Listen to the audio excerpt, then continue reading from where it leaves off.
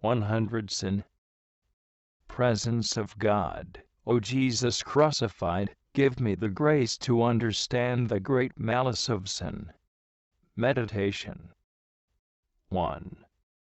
The essence of Christian perfection consists in union with God by charity. While charity, by conforming our wills to God's, unites us to Him, grave sin, which directly opposes His will, produces the opposite effect. In other words, charity is the force uniting man to God, and sin the force drawing him away.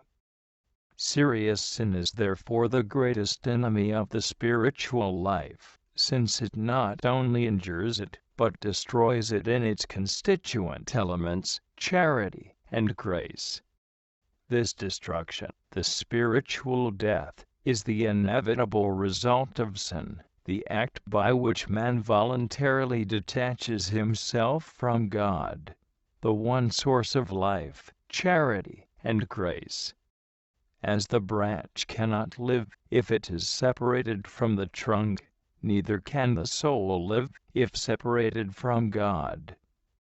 God, the cause of every being, is always present in the soul of the sinner in the same way in which He is present in all creatures, yet He is not there as a Father, as a guest, as the Trinity which offers itself to the soul to be known and loved.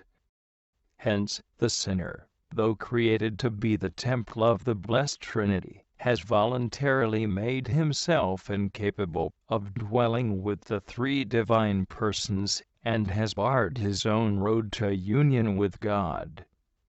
He has, so to speak, obliged God to break all ties of friendship with Him because he has preferred the temporal, fleeting good of a miserable creature, a selfish satisfaction, an earthly pleasure instead of the sovereign good.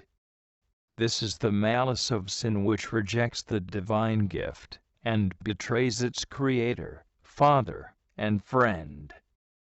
Oh, why can we not realize that sin is a pitched battle fought against God, with all our senses, and the faculties of the soul? The stronger the soul is, the more ways it invents to betray its king. TJX 14. 2. If we wish to have a better understanding of the evil of mortal sin, we must consider its disastrous effects. One single sin instantly changed Lucifer, the angel of light, into an angel of darkness, into the eternal enemy of God. A single sin deprived Adam and Eve of the state of grace and friendship with God, taking away all their supernatural gifts, and condemning them to death together with the rest of mankind. One single sin was enough to make an abyss between God and man, to deprive the whole human race of any possibility of union with God. The Passion of Jesus is a further proof of the great malice and the destructive power of sin. The lacerated members of Christ, His sorrowful death on the cross, proclaim that sin is a form of deicide.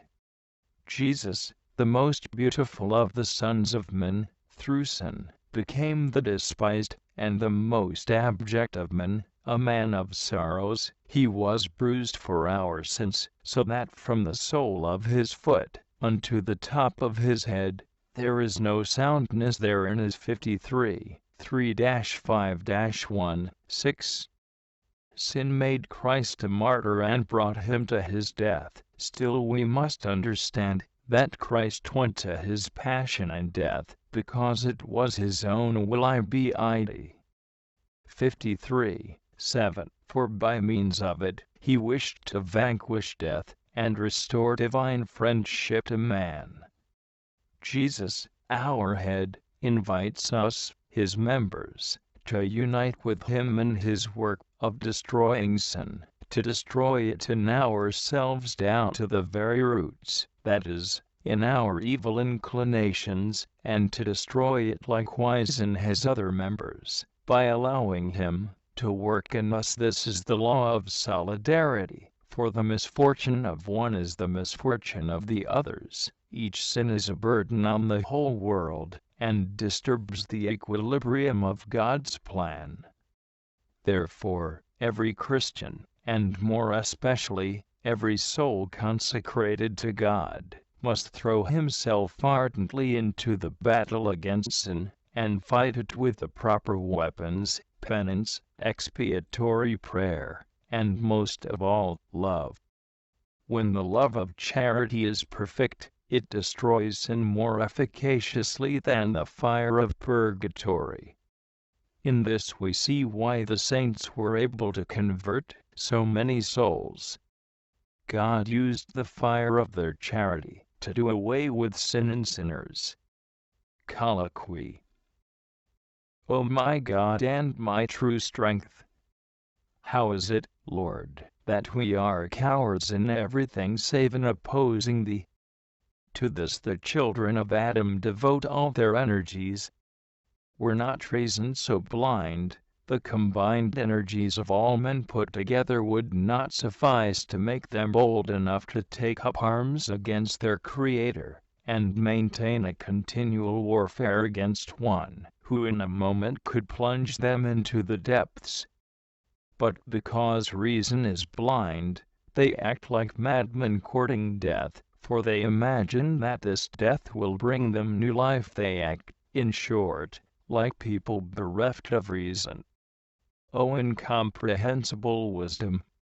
In truth thou needest all the love which thou hast for thy creature, to enable thee to endure such folly, and to await our recovery, and to seek to bring it about by 1,000 kinds of means and remedies.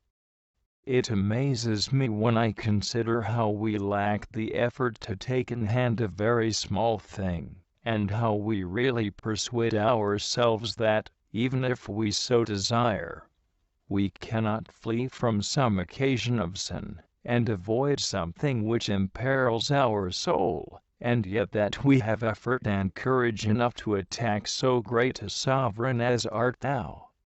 How is it, my good? How is this? Who gives us this strength? O Lord, what hardness of heart! Oh, what folly and blindness! We are distressed if we lose anything, the merest trifle. Then why are we not distressed at losing that great treasure which is the majesty of God, and a kingdom in which our fruition of Him will be endless? Why is this? Why is this? I cannot understand it. Do Thou, my God, cure such great folly and blindness. The loss of so many souls hurts me so much that I am beside myself. I cry to Thee, Lord, and beseech Thee to give me the means of contributing to the winning of souls by my prayers. Since I am not good for anything else, it seems to me that I would willingly sacrifice 1,000 lives to save even one of the many souls which are being lost.